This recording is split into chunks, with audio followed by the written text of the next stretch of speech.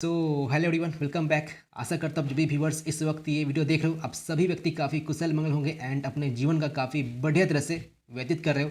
And जैसे मैंने बताया भी है कि 2023 आपका सबसे बेस्ट होने वाला है। आप जो भी टारगेट सेट करके रखे हो कि जी मुझे ये अचीव करना है 2023 कंप्लीट होने से पहले, आप उसको जरूर अचीव कर ही लोगे। ठीक है, तो फिलहाल इस वीडियो में मैं डिस्कस करूँगा टीसीएस डिजिटल इंटरव्यू एक्सपीरियंस। मेरा जो खुद का जो एक्सपीरियंस है वो सारा एक्सपीरियंस आपके साथ शेयर करना चाहूँगा। खास करके वो बच्चे जो कॉलेज स्टूडेंट हैं, लाइक जो थर्ड ईयर में फोर्थ ईयर में हैं, उनके लिए वीडियो काफ़ी इंपॉर्टेंट है। अब जैसे कोई की बच्चे जो फोर्थ ईयर में जस्ट एंट्री किए हैं, या कोई की ऐसे बच्चे हैं जो लाइक थर्ड ईयर में एंट्री किए हैं, ठीक है, लाइक आपका 6 सेमेस्टर चल रहा होगा, तो एग्ज़ाम आप दोगे ही। लाइक एक टीसीएस एनक्यूटी एग्ज़ाम होता है, एक टीसीएस कोड भी एग्ज़ाम होता है, ठीक है। अब ऑब्वियसली एग्ज़ाम को क्वालिफाई करने के बाद आपको इंटरव्यू के लिए बैठना होगा एंड आपको कैसे रिस्पॉन्स करना चाहिए कि आपका जो सिलेक्शन कंफर्म हो ही जाए। तो सब कुछ मैं डिस्कस करूंगा इस वीडियो के माध्यम से, आपको मैं सब कुछ प्रोसेस बताने वाला हूँ। वैसे ही पहला वीडियो है इस चैनल का जो कि इंटरव्यू एक्सपीरियंस से रिलेटेड है एंड इन अपकमिंग डेज हम लोग ऐसे कई सारे वीडियो शेयर कर रहे होंगे आपके साथ, जो कि इंटरव्यू एक्सपीरियंस रिलेटेड ही होगा। लाइक मैंने खुद टीसीएस के अलावा जो बाकी सब जो कंपनी है उसका इंटरव्यू दिया था, उसका इंटरव्यू एक्सपीरियंस कैसा रहा, तो वो सारा एक्सपीरियंस मैं आपके साथ शेयर करूँगा। एंड मेरे जो फ्रेंड है जो बाकी सब कंपनी का जो इंटरव्यू दिए थे, उनका क्या एक्सपीरियंस रहा तो भी आपके साथ मैं शेयर करूँगा।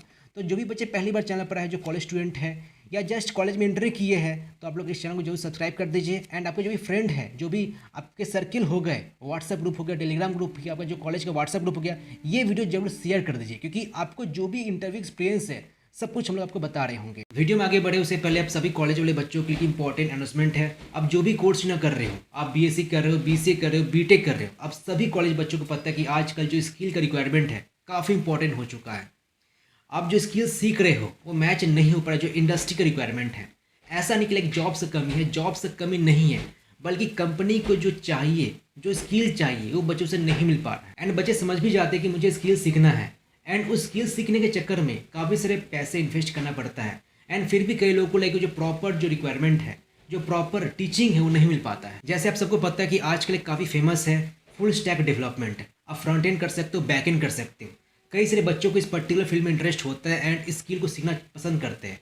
लेकिन कई सारे बच्चे ऐसे होते हैं जो बहुत ही सारा पैसा इन्वेस्ट करने के बाद भी जो रिक्वायरमेंट है वो पूरा नहीं कर पाते, जो टीचिंग चाहिए एक्चुअली वो नहीं हो पाता है, though they are having interest in that particular field. अब ये जो समस्या है इसको दूर करने के लिए सबसे बेस्ट प्लेटफॉर्म आपको पता ही है फिजिक्स वाला के बारे में। एंड फिजिक्स वाला राइट नाउ स्किल सेगमेंट में भी जुड़ चुका है। तो जो बच्चे अभी तक ये सोच रहे थे कि मैं ज्वाइन नहीं कर सकता हूँ, काफ़ी प्राइस जाता है, लाइक कई सारे लोग तो 50K 60K 1 लाख तक इन्वेस्ट कर देते हैं उस चीज़ को सीखने के लिए, तो अब ये चीज़ नहीं रहा। आप अगर कुछ भी चीज़ सीखना चाहोगे, लाइक फुल स्टैक डेवलपमेंट सीखना चाहोगे, तो आप बेहिजक कोर्स ज्वाइन कर सकते हो, क्योंकि यहाँ पर आपको क्वालिटी एंड क्वांटिटी दोनों ही मिल पाता है विद एफोर्डेबल प्राइस। तो आप घर बैठे ही ये चीज़ काफ़ी आराम से सीख सकते हो। एंड यहाँ पर आपको प्रोजेक्ट करवाया जाएगा। एंड आपको पता है प्रोजेक्ट काफ़ी इंपॉर्टेंट है। प्रोजेक्ट दर्शाता है कि आप जो चीज़ सीखे हो आप उसको कहाँ पर इम्प्लीमेंट किए हो। एंड एक जॉब पोर्टल है, सपोज आपको जॉब के लिए कहीं नहीं जाना पड़ेगा, सिंपली आपको यहाँ पर जाना है एंड आप काफ़ी सारे नंबर मिल जाएंगे जॉब्स पे अप्लाई करने के लिए। एक कंप्लीट पैकेज आपको 3500 में ही सिर्फ मिल रहा होगा। तो सोच सकते हो कि ये जो प्राइस है काफ़ी काफ़ी कम है। हर एक बच्चा जो कि चाहता है कि मैं इस फील्ड में एक करियर बनाऊंगा, तो आप बना सकते हो बिना कुछ ज़्यादा कुछ सोचे। आप इस कूपन कोड को यूज़ कर सकते हो। कूपन कोड को यूज़ करने पर आपको एक्स्ट्रा ऑफ मिल रहा होगा। कोर्स का प्राइस एक्चुअल प्राइस जो है वो 3500 है। जो व्यूवर्स जुड़े हुए हैं, आप अगर एक कूपन कोड यूज़ करते हो तो कोई एक्स्ट्रा ऑफ। तो फर्स्टली आपके साथ मैं शेयर करूँगा टीसीएस के क्या क्या प्रोफाइल है एंड उनका सैलरी रेंज क्या क्या है। तो देखो टीसीएस के टोटल 3 प्रोफाइल है। जो पहला है वो निंजा है, दूसरा डिजिटल है एंड जो तीसरा जो है वो इनोवेटर है। इनका जो सैलरी है कुछ ऐसा है, जो रेंज में बता रहा हूँ, ठीक है। जो निंजा उसका जो पैकेज है वो 3.3 से लेकर के 3.9 एलपीए तक वैरी करता है। जो डिजिटल है, लाइक जिसमें मेरा सिलेक्शन हुआ है इंटरव्यू के बाद, उसका जो पैकेज है वो 7 से लेकर 7.6 एलपीए तक वैरी करता है। एंड जो इनोवेटर है उसका जो पैकेज है वो 9 से लेकर के 12 एलपीए वैरी करता है। एक अच्छा बात क्या है कि आप जिस भी प्रोफाइल के लिए क्वालिफाई किए हो, लाइक कोई के स्टूडेंट होते हैं लाइक ना ही डिजिटल क्वालिफाई कर पाते हैं, ना ही इनोवेटर क्वालिफाई कर पाते हैं। बाई चांस आप अगर निंजा क्वालिफाई करते हो, लाइक जो 3.3 से लेकर 3.9 एलपीए जो सबसे लोएस्ट जो रेंज है, आप स्विच कर सकते हैं प्रोफाइल आफ्टर ज्वाइनिंग। उनका एक एग्ज़ाम होता है, ठीक है। अगर एग्ज़ाम में आप बढ़िया परफॉर्म करते हो तो आप चाहो तो निंजा से डिजिटल कन्वर्ट कर सकते हो, या सपोज आपका डिजिटल हुआ है ना, तो डिजिटल से आप इनोवेटर में कन्वर्ट कर सकते हो। तो ऐसे आप स्विच कर सकते हो प्रोफाइल को, लेकिन उसके लिए आपको बढ़िया परफॉर्म करना पड़ेगा एग्जामिनेशन में। उनका जो खुद का एग्जामिनेशन होता है, ठीक है। तो ये रहा आपका प्रोफाइल एंड सैलरी। अब देखो ये जो आपका पहला जो तो प्रोफाइल है निंजा एंड डिजिटल, इनका जो रिक्वायरमेंट होता है, इनका 2 एग्ज़ाम के द्वारा रिक्वायरमेंट होता है, ठीक है। जो पहला है वो है TCS कोड वीटा एंड जो दूसरा है वो है TCS NQT। तो ये 2 एग्ज़ाम के माध्यम से आप निंजा एंड डिजिटल में जा सकते हो, ठीक है। एंड ये जो तीसरा प्रोफाइल है इनोवेटर, जिसका पैकेज में बताया 9 से लेकर 12 LPA जो वैरी करता है, एक्चुअली होता क्या है, TCS ये प्रोफाइल के लिए बस सिलेक्टेड कॉलेज में विजिट करती है। लाइक आपका जो IITs हो गया, जो NITs हो गया, जो IIITs हो गया, इनके लिए कोई अलग से एग्जाम कंडक्ट नहीं होता है। लाइक ये जो मैंने एग्जाम बताया TCS कोड वीटा, TCS आपका NQT, ये 2 एग्जाम के द्वारा आप निंजा एंड डिजिटल में जा सकते हो। अब एक क्वेश्चन बच्चे काफ़ी पूछते हैं कि लाइक ये जो आपका TCS निंजा हो गया एंड जो TCS डिजिटल हो गया, ठीक है, तो ये जो डिजिटल का जो रिक्रूटमेंट है कैसे होता है। तो देखो आप जो एग्ज़ाम देते हो TCS कोड वीटा का या TCS NQT का, ठीक है, तो उसमें से जो टॉप 5% बच्चे हो गए, जो टॉप 10% हो गए या जो टॉप 25% होगा, depending upon the company requirement. तो कंपनी का जैसा रिक्वायरमेंट होगा तो आप जो एग्ज़ाम दिए होंगे, जैसे मैंने बताया आपका TCS NQT and TCS code Vita, वहाँ से जो top 5%, 10%, 25% depending on upon the requirement बच्चों को डिजिटल प्रोफाइल में दिया जाता है। एंड जो रिमेनिंग बच्चे हैं उनको निंजा में दिया जाता है। तो रिक्वायरमेंट के हिसाब से लाइक सिलेक्शन होता है कि मैं टॉप 5% लूँगा, टॉप 10% लूँगा, टॉप 45% लूँगा। तो ये कोई नहीं बता सकता कि लाइक रिक्वायरमेंट कितना है TCS का, ठीक है। तो डिपेंड करता है ईयर टू ईयर, लेकिन फिर भी आप मान के चलिए जो टॉप 25% होता है या जो टॉप 20% होता है उनको लाइक एज ए डिजिटल का रोल दिया जाता है। जो रिमेनिंग बच्चे हैं उनको लाइक निंजा का रोल दिया जाता है। सो अभी तक आपको एक ओवरव्यू मिल गया कि TCS क्या क्या प्रोफाइल है एंड उनका क्या क्या डिटेल्स है। अब बात करते हैं इंटरव्यू के बारे में। तो जो मैंने एग्ज़ाम दिया था वो था TCS का NQT, ठीक है। एंड ये सभी बच्चे दे सकते हैं, ऐसा नहीं कि लाइक आप ये स्टेट से बिलोंग करते हो तो नहीं दे सकते हो, आप ये कॉलेज से बिलोंग करते हो तो नहीं दे सकते हो। ऑल इंडिया लेवल पर एग्ज़ाम होता है TCS NQT का जो एग्ज़ाम है। तो मेरा जो एग्ज़ाम का डेट था वो था 22 अगस्त, ठीक है, 2022। एंड फिर कुछ दिनों के बाद एक कन्फर्मेशन मिला था कि आपका जो एग्ज़ाम है क्वालिफाई हो चुका है, आपको अब इंटरव्यू के लिए तैयारी करना है। अब ये जो मेल है कन्फर्मेशन का कि आपका सच में सिलेक्शन हो चुका है, ये मेल आपको हो सकता है 1 सप्ताह बाद भी आ सकता है या 2 सप्ताह बाद भी आ सकता है, डिपेंड करता है, ठीक है, क्योंकि वो लोग जोन वाइज डिवाइड करते हैं बच्चों को। अब देखो यहाँ पर क्या है कि किसी किसी बच्चे को ऐसा मिला था कि आपका जो इंटरव्यू है वो निंजा या डिजिटल में हो सकता है, ठीक है, मतलब कन्फर्मेशन नहीं है पहले से। एंड किसी किसी बच्चे का लाइक कन्फर्म था कि आपका जो इंटरव्यू है वो निंजा के बेसिस पर ही होगा एंड आपका जो इंटरव्यू है डिजिटल के बेसिस पर ही होगा। तो लाइक मेरा कन्फर्मेशन था कि आपका जो इंटरव्यू है वो डिजिटल के बेसिस पर ही होगा, ठीक है। तो हो सकता है आपको ऐसा मेल मिल सकता है कि आपका जो इंटरव्यू है निंजा या डिजिटल, पहले से बताया नहीं गया है, हो सकता है, क्योंकि इंटरव्यू जो है वैरी करता है। लाइक निंजा का जो इंटरव्यू कुछ अलग प्रोसेस होता है एंड जो डिजिटल का जो इंटरव्यू कुछ अलग प्रोसेस होता है। फिलहाल अभी के लिए हम लोग इस वीडियो में डिस्कस करेंगे TCS जो डिजिटल इंटरव्यू है वो कैसा होने वाला है। अब उस मेल आने के बाद कि आपका सच में सिलेक्शन हो चुका है, एग्जाम क्वालिफाई कर चुके हो, आपको अब इंटरव्यू के लिए प्रिपेयर करना है, वो मेल आने के बाद अब इंटरव्यू के लिए तैयारी होना स्टार्ट हो गया, ठीक है।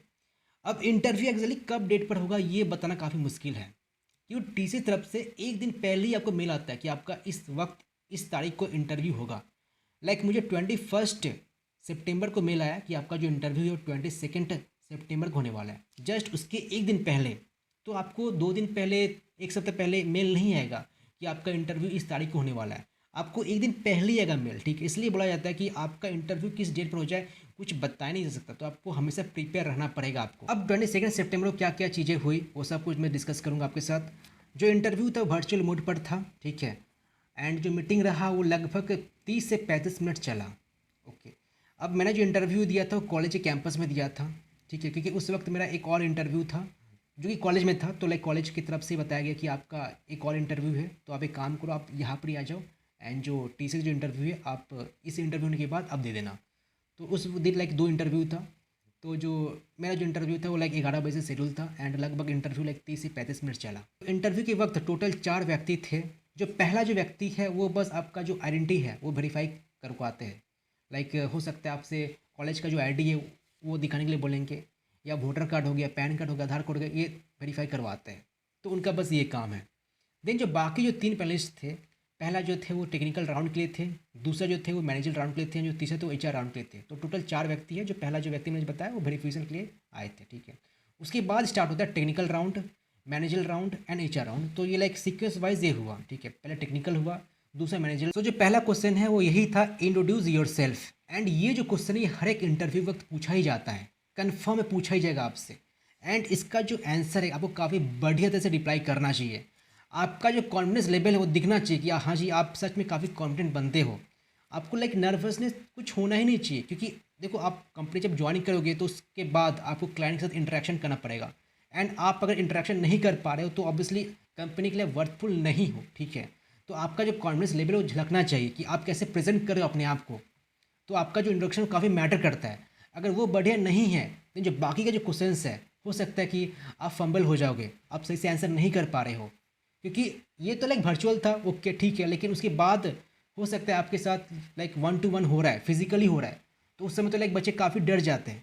तो आपका कॉन्फिडेंस लेवल काफ़ी मैटर करता है, ठीक है, इंटरव्यू के वक्त। तो ये चीज़ का ध्यान रखिए। इसलिए मैंने बता दो हर एक बच्चों को, आप अगर फर्स्ट ईयर में हो, सेकेंड ईयर में हो, तो जो कम्युनिकेशन स्किल है, लाइक कैसे बच्चे इंग्लिश नहीं बोल पाते, फ्लुएंट इंग्लिश नहीं बोल पाते, तो लाइक इसका एक दिक्कत होता है। अपने आप को प्रेजेंट सही से नहीं कर पाते हैं, like way of sitting, way of speaking, way of presenting, ठीक है, कहाँ पर क्या रुकना चाहिए, कहाँ पर सवाल पूछना चाहिए उनसे, तो ये आपको आना चाहिए। अब आपका जो इंट्रोडक्शन है कुछ ऐसा देना चाहिए। ऑब्वियसली आप पहले बताओगे कि आपका नाम क्या है, ठीक है, आप कौन से कॉलेज से पढ़ाई कर रहे हो, आप किस सेमेस्टर में हो, आपका कितना CGPA है अभी तक का, ठीक है, ये सभी बच्चे बताते हैं। अब बहुत से बच्चे हैं बस यही बता के रुक जाते हैं, नहीं, आपको और ही बताना पड़ेगा, ठीक है। एंड मैं बता दूं ये जो इंट्रोडक्शन जो पार्ट है ये ट्राई करना 40 सेकंड के अंदर ही बता देने का। 1 मिनट मत ले लेना, ठीक है, 1 मिनट मत लो, ट्राई करो उसको कॉम्पैक्ट वे में 40 सेकंड में ही बता देने का। ये मैं आपको बता रहा हूँ। उसके बाद अब ये बता सकते हो कि मेरा 10th में इतना परसेंटेज था, मेरा 12th में इतना परसेंटेज था। अब इतना बताने का नीड है नहीं कि आप कौन सा बोर्ड से पढ़ाई किए हो, आपका स्कूल का नाम क्या है, इतना नहीं जाना चाहता इंटरव्यूअर, ठीक है, कि आपका स्कूल का नाम क्या है, आपका बोर्ड का क्या नाम है। ऑब्वियसली आप 10th का परसेंटेज बता दो, 12th का परसेंटेज बता दो, दैट्स इनफ। क्योंकि उसके पास ये रेज्यूमे होता है ना, आप जब रेज्यूमे जब सबमिट करते हो तो इंटरव्यू वक्त उसके पास रेज्यूमे है, वो देख रहा है कि आपके पास ये ऑलरेडी चीज़ें हैं, तो उतना बताने का नीड है नहीं, क्योंकि आपका डिटेल्स पहले उसके पास है, ठीक है। आप क्या करो, बस अपने आप को प्रेजेंट करो बढ़िया तरीके से।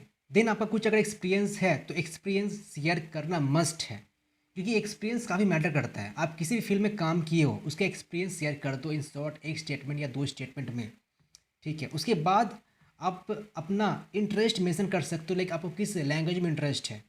जैसे सपोज आप C किए हो, C++ किए हो, जावा किए हो, पाइथन किए हो, सभी आप करके रखे हो, लेकिन हो सकता है कि आपको सिर्फ एक ही लैंग्वेज में काफ़ी मतलब ट्रस्ट है कि हाँ जी इसमें तो मैं आंसर कर ही दूंगा, बाकी सब में मैं आंसर नहीं कर सकता, तो वो मेंशन कर दो उसी वक्त ही कि मैं जावा में काफ़ी बेहतर हूँ। उसी वक्त ही इंटरव्यूअर समझ जाता है कि अच्छा ये जो बंदा है जावा वाला बंदा है, तो इससे मैं जावा का सवाल पूछूंगा। कई सारे लोग मेंशन नहीं करते ये, मतलब कि कौन सा लैंग्वेज में इंटरेस्ट है उनका, छोड़ देते हैं। तो हो सकता है आप जो रेज्यूमे जो मेंशन करके रखे हो, C लिखे हो, C++ लिखे हो, जावा लिखे हो, पाइथन लिखे हो, तो किसी भी पूछ सकता है।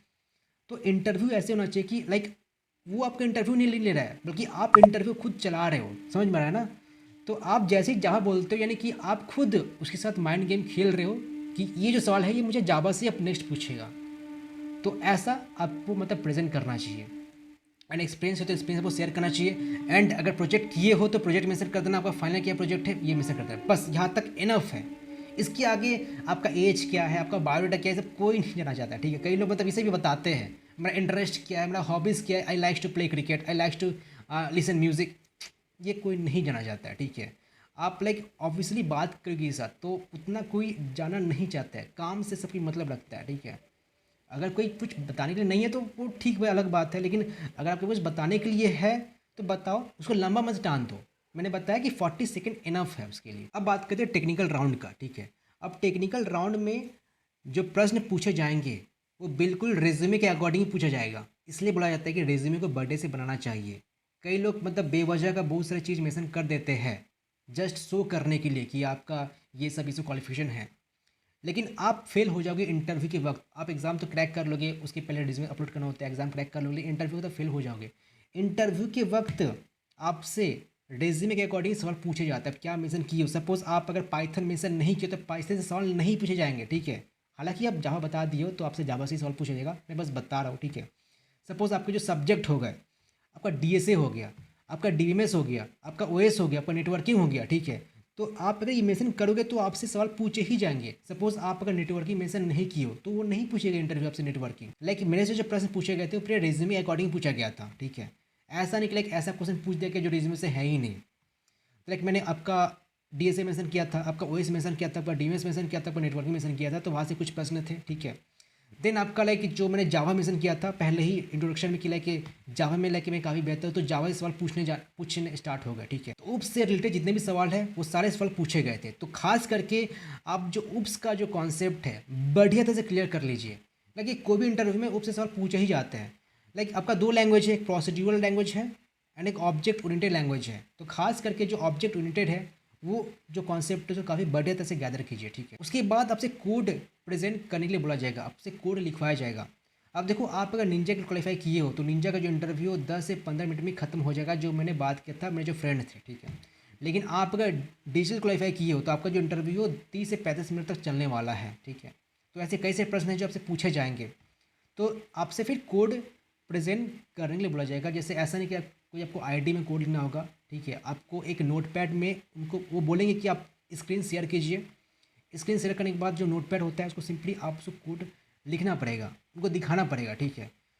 तो ऐसा आपको डिजिटल में दिखाना पड़ेगा, निंजा में ऐसा नहीं होता है। तो लाइक मेरे से जावा स्ट्रिंग से पूछे गए थे कोड एंड उस कोड को मुझे शो करना था। तो ये रहा टेक्निकल राउंड। आप जो रेज्यूमे जो मेंशन करोगे वही पूछा जाएगा, कन्फर्म मैं आपको बता रहा हूँ, ठीक है। कुछ और आउटसाइड नहीं पूछा जाएगा, रेज्यूमे से बाहर नहीं पूछा जाएगा। एंड ये ध्यान रखना कि आपको इंट्रोडक्शन में ही जावा मेंशन करना ही करना है। अगर आपको सी प्लस आता है तो सी प्लस मेंशन कर दीजिए, आपको पाइथन तो पाइथन मेंशन कर दीजिए, लेकिन मेंशन जरूर कीजिए कि कौन सा लैंग्वेज आपको बढ़िया हो। मेंशन करना इंपॉर्टेंट है। अदरवाइज जो बाकी जब सवाल है लाइक जावा से मुझे पूछा गया था, जावा उप से रिलेटेड जो भी सवाल बनते हैं पूछा गया था, ठीक है। एंड जो कोड है वो जावा में लिखने को बोला गया था। तो खास करके आप भी मेंशन कर दीजिए कि आपको कौन से लैंग्वेज में आपको इंटरेस्ट है, किसमें आप प्रोफिशिएंट हो, ठीक है। तो टेक्निकल में आपसे ये पूछा जाएगा लाइक आपका डीएसए हो गया, ओएस हो गया, डीएमएस हो गया, नेटवर्किंग हो गया, ठीक है, एंड आपका लैंग्वेज हो गया। तो ये टेक्निकल राउंड में बन जाता है, कवर हो जाता है। उसके बाद आता है मैनेजर राउंड। अब कई सारे कंपनी में आपका दो ही राउंड होता है, एक टेक्निकल होता है, एक एचआर होता है। मैनेजर राउंड लाइक टीसीएस में होता है एंड भी कुछ कुछ कंपनी जहाँ पर एमआर राउंड होता है। तो बेसिकली जो एमआर राउंड है उसमें आपको डिफरेंट सिचुएशन में ढाला जाएगा एंड आपसे पूछा जाएगा कि आप इस वक्त क्या रिएक्ट करोगे, ठीक है। एंड खास करके मैं देखा हूँ कि एक्सपीरियंस आपसे पूछा जाता है, लाइक आपका जो रिज्यूमे है एंड आपका जो एक्सपीरियंस का सेक्शन है, ठीक है, उससे पूछा जाएगा कि अच्छा आपने ये कर रखा है, ये कर रखा है। उसका डिटेल्स पूछा जाएगा कि आप कैसे इसका रिस्पॉन्स करते थे, आपने इसमें क्या काम किया, ठीक है, कितना वक्त से आप काम कर रहे हो। तो काफ़ी अंदर से अंदर डिटेल पूछा जाता है, लाइक काउंटर क्वेश्चन काफ़ी होता है आपका जो एमआर राउंड है। तो वही मतलब एक्सपीरियंस, मान लीजिए आप जो एक्सपीरियंस मेंशन करके रखोगे, ठीक है, एंड डिफरेंट जो सिचुएशन है, जो मतलब आप जब काम कर रहे होगे उस वक्त ऑफिस में, तो कुछ सिचुएशन को दिया जाएगा एंड उससे को आप कैसे रिएक्ट करना है आपसे पूछा जाएगा। लाइक मैंने अपना जो एक्सपीरियंस वाला सेक्शन है उसमें वहाँ पर मेंशन किया था, लाइक जो फिजिक्स वाला जैसे आपको पता है, तो वहाँ पर एज ए टीम लीडर में काम कर चुका हूँ, वहाँ पर सेल्स एसोसिएट काम कर चुका हूँ, ठीक है। तो वहाँ से उन्होंने प्रश्न पूछा कि ये क्या चीज़ है, आप कैसे मतलब गाइड करते थे, आप टीम लीडिंग का मतलब होता क्या है, how you mentor the student, okay. And like YouTube जैसे आपको पता है यूट्यूब के बारे में कुछ मेंशन किया था, ठीक है। तो एक्चुअली ये दोनों चीज़ें दर्शाता है कि आप लाइक टीम लीडर का क्वालिटी है, आपका जो कम्युनिकेशन स्किल बेहतर है, आप लाइक कॉन्फिडेंसली बात कर सकते हो। एंड सपोज आप कंपनी ज्वाइन करते हो तो क्लाइंट से जो इंटरेक्शन काफ़ी बड़े कर सकते हो, ठीक है। तो ये वेरीफाई करवाते हैं आपसे कि सच में आप कॉन्फिडेंसली स्पीक कर रहे हो नहीं कर रहे हो। एंड काउंटर क्वेश्चन काफ़ी पूछा जाता है, ठीक है, एमआर के वक्त। तो आपको मतलब जो रिस्पॉन्स कर रहे हो ऐसा रिस्पॉन्स कीजिए एकदम सही हो, मतलब कुछ गलत मत बोलिए, क्योंकि जैसे गलत बोलोगे तो जो नेक्स्ट क्वेश्चन है आप वो नहीं बता पाओगे, ठीक है। तो इंटरव्यू वक्त लाइक बोला जाता है कि आपको कुछ ऐसा मेंशन नहीं करना है जो कि समझ में पता है ही नहीं। अब जो नेक्स्ट क्वेश्चन थे वो ये पूछे गए थे कि आपको किस डोमेन में इंटरेस्ट है, आपको एमएल में इंटरेस्ट है, आपको एआई में इंटरेस्ट है, आपको साइबर में इंटरेस्ट है, आपको आईओटी में इंटरेस्ट है, आपको या डेटा साइंस में इंटरेस्ट है, ये पूछा गया था। तो मैंने मेंशन किया था कि मुझे एमएल में इंटरेस्ट है। अब जो नेक्स्ट काउंटर क्वेश्चन ये था कि सपोज हम लोग टास्क को असाइन करते हैं जो कि साइबर में है, तो आप उसको करोगे कि नहीं करोगे। तो ऑब्वियसली मेरा रिस्पांस ये था कि कंपनी का जो रिक्वायरमेंट है उस हिसाब से हमको रिएक्ट करना चाहिए। जो रिक्वायरमेंट है अर्जेंट रिक्वायरमेंट है तो लाइक वो मैं करूँगा। जो थर्ड क्वेश्चन पूरी ये पूछा गया था कि आपको एमएल में इंटरेस्ट है, आपको साइबर में इंटरेस्ट नहीं है, तो आप कितना जल्दी उसको लर्न कर सकते हो, मतलब आप क्या मतलब सेल्फ लर्निंग हो या नहीं हो। तो ये सब काफ़ी आपसे पूछा जाता है, आपको जज किया जाता है कि आप वैसा बनते हो कि नहीं हो, कि आपको कोई एक नया टास्क असाइन किया जाता है। क्योंकि देखो ये जो इनका जो प्रोजेक्ट है काफ़ी अनसर्टेन है, आप बोल नहीं सकते कि लाइक आपका 6 महीने के बाद या 1 साल बाद क्या प्रोजेक्ट आपको असाइन कर दिया जाएगा। तो आपको सेल्फ लर्निंग होना पड़ेगा, हमेशा तैयार होना पड़ेगा कि आपको अगर उसमें इंटरेस्ट है भी नहीं तो इंटरेस्ट बनाना पड़ेगा। तो आपका सब मैटर करते हैं कैसे रिएक्ट करो, कैसे रिस्पॉन्स करो। तो रिस्पॉन्स का जो तरीका है काफ़ी आपको बेहतर तरह से बताना पड़ेगा सो दैट उनको लगे कि अच्छा हाँ जी ये बनता कर लेगा, ठीक है। तो ये जितना भी आपका एम राउंड है सब कुछ आपका मतलब काउंटर क्वेश्चन काफ़ी पूछे जाते हैं एंड एक्सपीरियंस से काफ़ी पूछे जाते हैं एंड कंपनी में डिफरेंट सिचुएशन में ढाल दिए जाते हैं। लाइक और भी मेरे जो फ्रेंड थे उनसे ये पूछा गया था कि सपोज आप आपके अंडर में 4-5 व्यक्ति है, ठीक है, एंड उसमें से एक व्यक्ति अच्छा परफॉर्म नहीं कर पा रहा है, आपका जो बात है वो नहीं मान रहा है, तो आप उस सिचुएशन को कैसे हैंडल करोगे। तो वही है कि आपको डिफरेंट सिचुएशन में ढाला जाएगा एंड आपका जो रिस्पॉन्स क्या है वो आपसे पूछा जाएगा। अब जो एचआर राउंड है काफ़ी सिंपल है, फिर भी कुछ कुछ स्टूडेंट है जो इसको क्रैक नहीं कर पाते, उसका प्रश्न का आंसर दे ही नहीं पाते। लाइक एक काफ़ी फेमस प्रश्न है कि सपोज आपसे कंपनी पूछते हैं कि आपका जो घर है वो कोलकाता में है, ठीक है, एंड आपको हम लोग शिफ्ट करते साउथ में शिफ्ट करते बैंगलोर शिफ्ट करते, तो आप क्या जाओगे कि नहीं जाओगे। देन आपका आंसर क्या होगा, आप बोलोगे हाँ जी मैं चला जाऊँगा। ऐसे आंसर नहीं देना है, ठीक है। आपको आंसर ऐसे देना चाहिए कि आप उसको लगे कि अच्छा जी हाँ सच में ये जो बंदा है काफ़ी कॉन्फिडेंसली रिस्पॉन्स कर रहा है, तो आपको ऐसा कुछ ऐसा ना चाहिए। ऑब्वियसली मैं जाऊँगा, ठीक है, कंपनी की जो रिक्वायरमेंट है कि ऑब्वियसली कंपनी का जो प्रायोरिटी है, उनका जो प्रोजेक्ट है वो इंपॉर्टेंट है, मेरे लोकेशन प्रेफरेंस है and since I am fresher, तो फ्रेशर हूँ तो मेरा ऐसा कुछ रिस्ट्रिक्शन है कि नहीं कि मुझे यहाँ पर ही काम करना पड़ेगा, I can shift to any place. तो कंपनी को लगता है कि अच्छा जी मतलब ये शिफ्ट कर सकते हैं बच्चा या कस्टम कर सकते हैं अपने आप को किसी भी सिचुएशन में। एक्चुअली ये जो क्वेश्चन है इसलिए पूछा जाता है कि आप कोई भी सिचुएशन में एकस्टम कर पाते हो कि नहीं कर पाते हो। ये कोई व्यक्ति होते हैं जो 5-6 मिनट लगा देते हैं एकस्टम होने में ही, देन ऑब्वियसली आपका जो मतलब वर्क परफॉर्मेंस वो डिक्रीज होता है। तो एक चीज़ आप जान के रख लो, जब एचआर का जो क्वेश्चन है आप ये नो मतलब 1-2 वर्ड में आंसर मत करना, ट्राई करना कि 1 से 2 स्टेटमेंट में आंसर करने का। शॉर्ट में कभी आंसर मत करना इंटरव्यू में, like yes I can do, yes I can shift, yes I have this qualification, yes I can answer them all, ऐसा नहीं करना है। आपको एक लंबा स्टेटमेंट देना होगा, 1 स्टेटमेंट या 2 स्टेटमेंट, एंड ये तभी दे पाओगे जब आप सच में कॉन्फिडेंसली स्पीक कर रहे हो, आपका कम्युनिकेशन स्किल कैसे बेहतर है कि नहीं है। तो ट्राई करना कि 1 से 2 स्टेटमेंट में आंसर देने का। सिर्फ मतलब टेक्निकल तो क्या ठीक है कि आप 1 से 2 में आंसर कर दोगे, कि जो है आपको वही बताना पड़ेगा, मतलब फिर भी जो आपका ओवर इंटरव्यू है ट्राई करना चाहिए कि आपका जो स्टेटमेंट है, आपका जो रिस्पॉन्स है 1 से 2 स्टेटमेंट देने का, सिर्फ 3-4 वर्ड बोल के छोड़ मत देना, ठीक है। उससे दर्शाता ये कि आपका जो कम्युनिकेशन है, आपको जो इंटरेक्शन है बेहतर नहीं है। एंड एक और बात, मतलब कभी कभी आपसे सवाल ऐसे पूछे जाएंगे जो कि आपको सही रिप्लाई आप दे रहे हो, लेकिन फिर भी ये कन्फर्म करते कि आपका ये जो आंसर सही है कि नहीं है। वो बस चेक करते कि आप चेंज कर रहे हो कि नहीं कर अपने आंसर को, कि आप अपने आंसर पर बस अड़े रहे हो, ठीक है। तो आपको ये आना चाहिए कि आप अगर सही बोले तो आप कॉन्फिडेंस रहिए, चेंज मत कीजिए, ठीक है। तो ये सब डिपेंड करता है कि आप कैसे अपने आप को ढाल रहे हो उस सिचुएशन में, आपका नर्वस हो या नहीं हो। तो ये रहा इंटरव्यू एक्सपीरियंस। बाकी इन अपकमिंग डेज में आपको डिटेल शेयर करूंगा, आपका जो एग्जाम पैटर्न हो गया, कहाँ से क्या प्रश्न पूछे जाते हैं, टीसीएस का एनक्यूटी हो गया, टीसीएस कोरबीटा हो गया, टीसीएस के रिलेटेड जो भी मतलब वीडियो बनते हैं, जो भी टॉपिक बनते हैं, वो सारा वीडियो आपके साथ शेयर हो रहा होगा। एंड जैसे मैंने बताया कि जो बाकी सब जो मेरे फ्रेंड हैं जो उन्होंने इंटरव्यू क्रैक कर रखा है या जो मैंने इंटरव्यू क्वालिफाई किया था टीसीएस के अलावा, वो सब कुछ एक्सपीरियंस अपने साथ शेयर किया जाएगा। तो आपको ये वीडियो अच्छा लगा है तो अपने फ्रेंड में शेयर जरूर कर दीजिए, एंड तब तक के लिए सब्सक्राइब लाइक जरूर कर दीजिए।